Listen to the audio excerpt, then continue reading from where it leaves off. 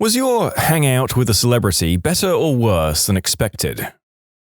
Absolute best experience of my life. I ended up running over Bruce Willis.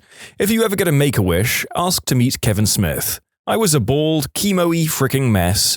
My dad contacted Make-A-Wish. They came out and asked me what I wanted. I said, him. And within a week, our tickets were bought for us and our trip was planned. Usually takes weeks or months for celebrities to get back to Make-A-Wish. Kevin had whisked us out to New York to meet him on the set of Cop Out, which was then called a different name.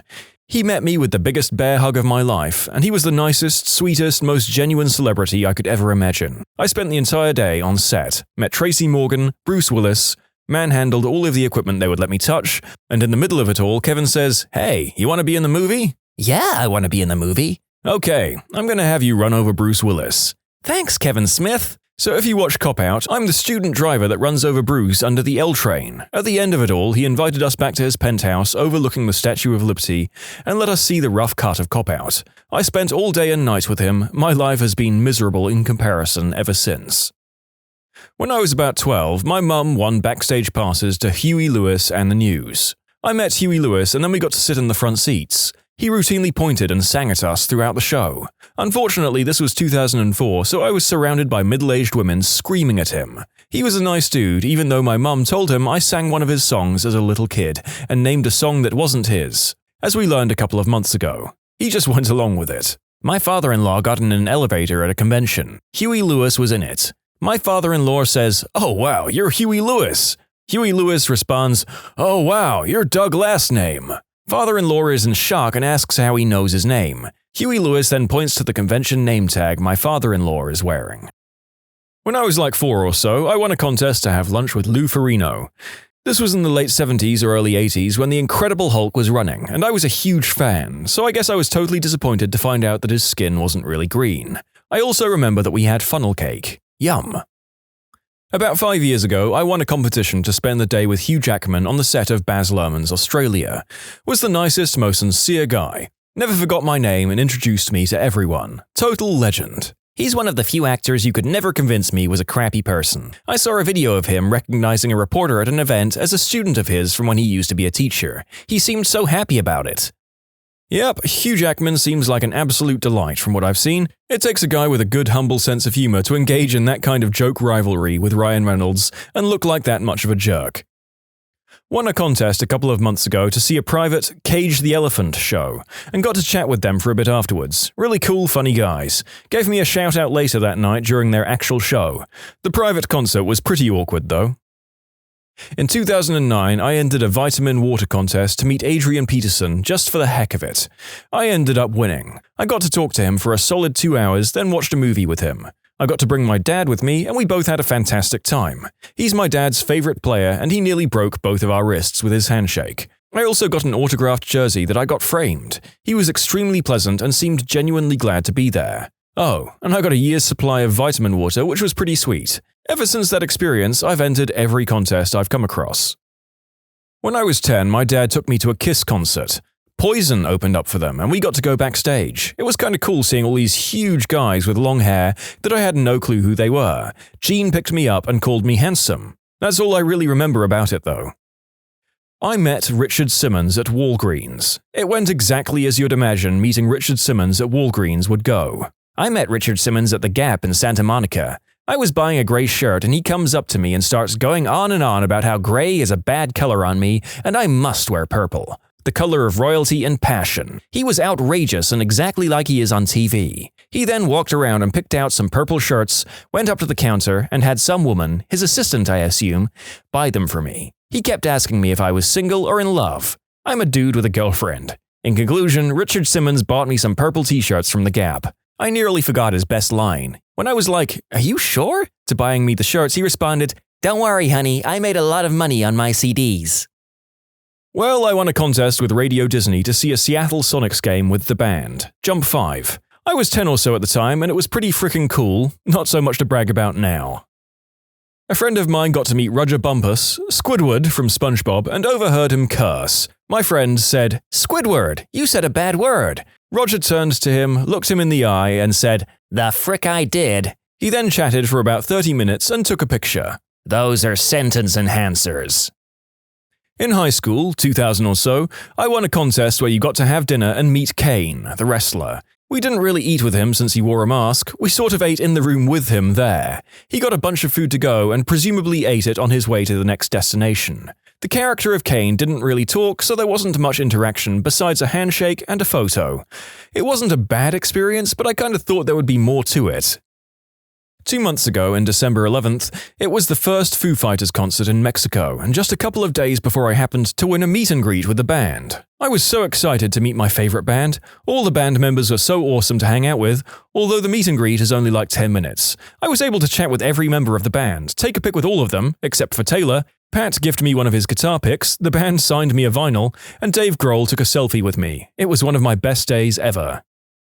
I met Hanson by winning a drawing thing they do for their fan club after most shows. I've been a huge fan since I was 12. The three of them arrived looking rather glazed over, shook our hands and took pictures without asking us our names, or saying anything other than a polite greeting, and went on their merry way. Polite but impersonal. You could definitely tell that they'd been through the motions too many times. My mum won a radio contest to hang out with Ludacris, and I got to tag along. It was pretty cool, he's an awesome guy. He had complaints about whoever thought it was necessary to tell the caterers to bring so much chicken. He just talked about what his life was like and what it's like now. He learned everyone's name and signed a ton of stuff. Didn't get to spend as much time with the band though, just a meet and greet, a few questions and a quick show. It was fun, the band is awesome. Also, they love to have fans come up and sing with them, which is one of the coolest things I've seen a band do in a while. In 2001, I won a trip to Hollywood and a meet and greet with Jennifer Tilly. She was an absolute peach. Friendly, bubbly, personable, gorgeous. Everyone was telling how much they enjoyed her in Bullets Over Broadway. I was the only one who told her that I loved her in Bride of Chucky. She giggled and told me that was her favorite too. I've loved her ever since. That's sweet. I imagine doing a schlocky horror film would be tons more fun than most other productions anyway. Awesome.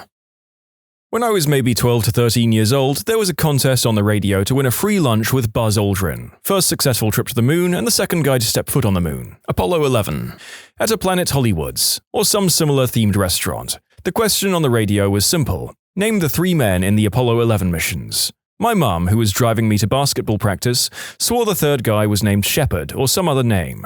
But I, a kid who was into space for a bit, knew that it was Neil Armstrong, Buzz Aldrin, and Michael Collins. My mother pulled the car over, called in, got through, and used my answer instead of hers. We won. I got to skip school to go to the restaurant and get a free lunch. I barely got to meet Buzz Aldrin though, and this was probably around 1997 to 1998-ish, so Buzz was in his mid to late 60s. He had a table set up, and he was signing autographs. I bought an original Apollo 11 poster my mum had saved away in the closet. Totally forgot how or why she had a vintage 8x10 glossy prints of all the astronauts and a super cool metallic print poster. But basically, I said hello to an old man, told him I knew the answer to a radio show, got some things signed and a photo was taken. Then I sat down and ate a burger with my mum. Pretty but hey, I got to skip school. In conclusion, won a radio contest with Buzz Aldrin of Apollo 11. I was pretty young and I didn't care. A couple of years ago, I did a science history project on what was going on at NASA ever since we landed on the moon. Well, one of the bits I was excited about was the trip to the moon to bring back a whole bunch of samples.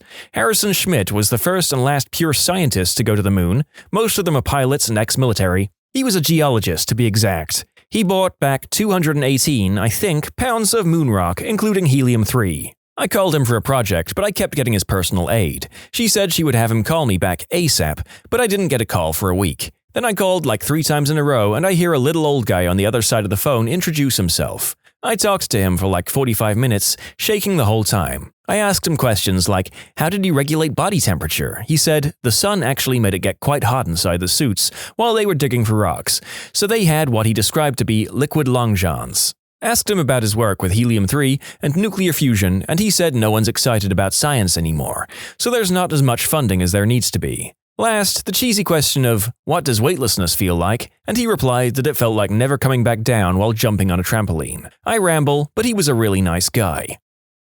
When I was 3, 1993-ish, my mum won tickets to go see the Wiggles at the Fremantle Town Hall. Anyway, once the show was over, me and my friend kept on dancing and playing in the hall while our mothers talked. We were only 4 left. As the Wiggles were leaving, they noticed us and played with me and my friend for about 20 minutes. You can submit your own stories to be featured here on the channel. The story submission link is in the description below, and if you want to listen to some vibey music in the background, check out easymode, also linked below, and subscribe. My dad worked on Ninja Turtles 2: Secrets of the Ooze. I got to meet the Ninja Turtles, hold Leonardo's swords, and hang out on set in the junkyard scene with the Foot Clan. It was kind of a big deal. Just a little extra info, I also got to visit the laboratory that the ooze was housed in that the Foot Clan stole it from. Also, I've told this elsewhere, but it's one of my coolest memories I have. After visiting my dad on set, my mum and I have to go leave, and as we drive outside of one of the giant sound stages, there are two guys, a prop master and costume guy, machining something metal. Sparks are flying off this workbench. Hard to tell what it was at first. As we get closer, I realize that what I'm looking at is none other than Shredder's helmet. But not just Shredder's normal helmet, it's the helmet of Super Shredder. Helped install Tom Hanks' home office, computers, printers, etc. He was really nice, does that count? He gave the two of us cookies. Computers? Printers? I thought he only liked typewriters. They're not AOL compatible. A friend of mine had cancer back in 2nd grade. The Make-A-Wish Foundation set him up to go with a friend to meet Fallout Boy. I got to be that friend. We got front row tickets to one of their concerts and we got to go backstage and meet them. I don't remember a lot of it, but they were really cool dudes and gave him a signed guitar, so that was cool. In '96, I won a contest to meet Adrian Paul of Highlander. We chatted about nerdy stuff, and years later, when I had my firstborn child, he contacted me to give congratulations. I still to this day don't know how he had my number or knew we were expecting. Pretty cool all around. I won a contest for a meet and greet with Cascade, general admission floor tickets to his AmITheA show, and VIP tickets to his after-party. Cascade was great. He came on the tour bus after the show, and I was able to talk with him about his favorite tracks and how it was like to be a DJ as well as the past gigs he went to. He really loves his fans, and I was lucky to get an autograph and picture with him. Some other people weren't so lucky because of Cascade's time constraints. Overall, a pretty awesome night. I found out I won at 3 p.m. on the day of the show, so I was kind of ecstatic. I was in the middle of stressing out for a licensing exam I was studying for, so this was the perfect stress reliever. Not to mention, I only spent $20 the whole night. Back in 2009, a friend of mine got us backstage for 9 Inch Nails for a quick band meet and greet. Trent had been someone whose music got me through adolescence, so I was pretty amped to meet him. When it came time, I walked up, we did the standard, everyone pose for the photo, and afterwards I said, "This is random, but I've got to know, are you a Dig or Reddit guy?" He looked at me, and I'll never forget this. "Actually, dude, Kevin Rose is a good friend of mine. I'm definitely a Dig guy." Oh well, I'm the co-founder of Reddit." "Geez, I'm sorry, dude." I thanked him for the photo and walked away. It was still a great show, and things worked out okay in the end. The moral of that story, kids, is to never meet your idols. Back in 2009, Dig was our chief competitor. It wasn't a platform for communities, just a single community, but the social news part was similar enough that everyone called us competitors. For anyone wondering, the person writing this story is verified as the actual co-founder of Reddit, and I'm honestly just including him on here because I can't believe that his testimony came up in my scriptwriting process about meeting celebrities. When I was 15, Tweekend had just been released. I got one of the first copies, which had a contest to win tickets to Cyberfest, a huge concert, 5 stages or something, with backstage VIP passes to meet the Crystal Method. I won. I never win anything in my life, never ever. My mum wouldn't let me go. I didn't have an appropriate person to go with and give me a ride, someone she was sure wasn't on substances, and she didn't want to chaperone me. Goodbye $200 tickets, goodbye. I still haven't forgiven her for that. That's fricked up. I could maybe understand couldn't chaperone, but didn't want to is not a good enough excuse for making your kid miss something that cool. I totally agree. I mean, I went to the Justin Bieber movie, for Christ's sake. My eardrums will never be the same. This guy's mom should have bit the bullet and just gone to the concert. I won a contest to see and hang out with Less Than Jake perform an acoustic guitar concert at a guitar store. They were extremely nice and even drove me to their concert that was later that night. I always remember that it was in November because we talked about Thanksgiving traditions and they each talked about how awesome certain foods their grandmas made were. When I was like 8 years old, I got a backstage pass to a 98 Degrees concert. The Baja Men were the opening act, and my dad and I got to hang out backstage with them for like an hour. They were the nicest dudes. My dad told them I liked to sing, so they let me sing My Heart Will Go On for them. Then they autographed a CD for me and gave me a shout out at the concert. Never got to ask them who let the dogs out, though. Me and my cousin hung out with RuPaul once. He tricked some random guy into thinking he was an actual woman. It was pretty funny. I know we had pics, but I honestly can't find them anymore. Through a really convoluted connection, I was able to hang out backstage with The National, specifically with the drummer Brian Devendorf. He was extremely nice and went out of his way to pay attention to me and my friends. In retrospect, I feel bad because he seemed exhausted after playing a hell of a show. But he was still so intent on being sociable with us rather than just zoning out and having some beers, which probably would have been 1,000 times more appealing. He told a cool story about jamming with Bruce Springsteen, and then said he felt awkward about telling the story, as if I would think he was bragging about being a rock star. I think everyone involved was just interacting on a weird self-conscious level, which reached its apex when my friend, who was super drunk, asked him, "So what do you do exactly?" Having just watched the entire show and spent a good 20 minutes with the guy, we politely excused ourselves and let him move on with his evening, almost immediately after that. When I had cancer, my aunt asked me who I wanted to meet that was famous. I asked for Rick Mercer. 4 days later, he was on my couch drinking an Alexander Keith's. We ended up exchanging numbers, and we have been friends ever since. He even got me and Alex Lifeson of Rush to become friends. Not the exact type of answer you're looking for, but better than a friend of a friend met. Ooh, I've got one. When I was real young, my dad and me went to go meet Robert Englund. He was signing autographs and he was saying it was always nice to meet his fans when my dad said, "My sister-in-law is terrified of you." Englund responded, "Is she home? Do you have her number?" Robert Englund, my dad and I went over to a payphone where he dialed the number and waited for her to pick up. My aunt said, "Hello?" Robert Englund, as Freddy frickin' Krueger, "Is this the sister-in-law?" "Yes, who is this?" "I'll be seeing you in your dreams tonight." Then he hangs the frick up while cackling like a madman. So yes, sometimes meeting your heroes is as awesome as you would expect. Once I won VIP tickets and a meet and greet to go meet the Dirty Heads. I arrived, did the usual pictures with the group, and then we went on the tour bus to hang out before the show. Absolutely the most boring people I've ever met. I'm sure it's because they were on Green Herb, but 2 of them laid down for a nap and the rest were just smoking and chatting amongst themselves. I ended up just chatting with the tour manager. I would have rather just stayed inside the venue and met people there rather than the band. Glad it wasn't for the entire day. Maybe 15 years or so ago, my friends and I went to a horror convention in New York. One of the featured guests was Tom Savini. At the time, my friend Tony was super into horror makeup and a big horror movie buff, as all of my friends were. At any rate, I guess none of us knew Tom was going to be there. So when Tony found out, he got wet his pants excited about it. I've never been the starstruck kind, so I was sort of weirded out by his behavior, but figured he'd cool his jets when he finally got in line to meet the guy. Nope. Tony's steadily getting more and more visibly anxious and he keeps telling me, "Guy's my childhood hero, you know, man?" I get it, I've loved Savini too since I was a kid, but I guess Tony just got super stoked for meeting the guy or something.